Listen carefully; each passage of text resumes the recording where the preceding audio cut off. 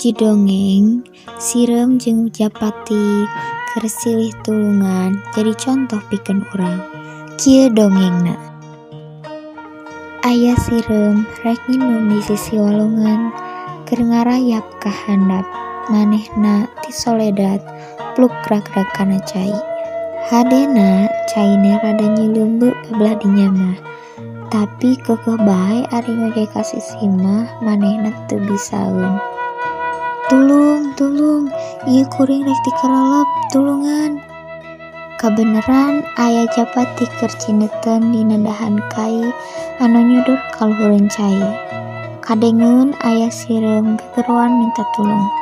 Barang ngararet ka handap katenjeun sirem kakosehan.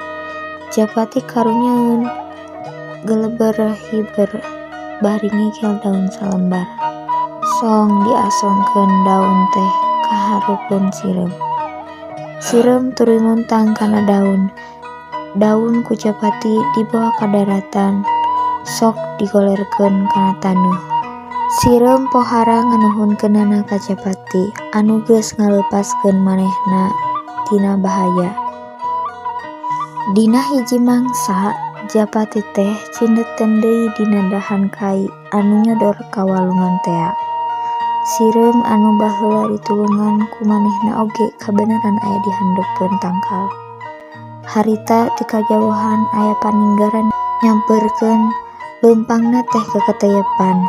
Teu talangke deui buru-buru sirem nyampeurkeun Japati bari ngaharewos manehna. "Hei Japati, buru-buru geura hiber, tuh aya paninggaran nu keur ngintip." Paninggaran geus ngawengkan badilna, teu lila Japati buru-buru galeber hiber. Isukna Japati pepanggi deui jeung sirem. "Nuhun pisan sakadang sirem, kuring geus ditulungan ku anjeun, leupas ti balai. Ari eta mah kawajiban sararea nulungan batur anu rek meunang cilaka eta wajib. Komo ieu mah kuring ayeuna hirup keneh teh lantaran geus ditulungan ku anjeun." Tah, kitu lalakon sirem jeung Japati anu akur jeung silih tulungan. Abdi gaduh sisindiran kieu geura. Itu lain langlayangan, manuk heulang puputeran. Hirup teh henteu sorangan, kudu daek silih tulungan.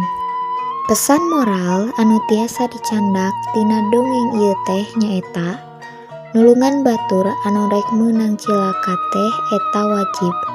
Emang kawajiban urang sararea kudu kitu. Sabab urang hirup di dunia teh henteu sorangan. Urang kudu daek silih tulungan ka batur.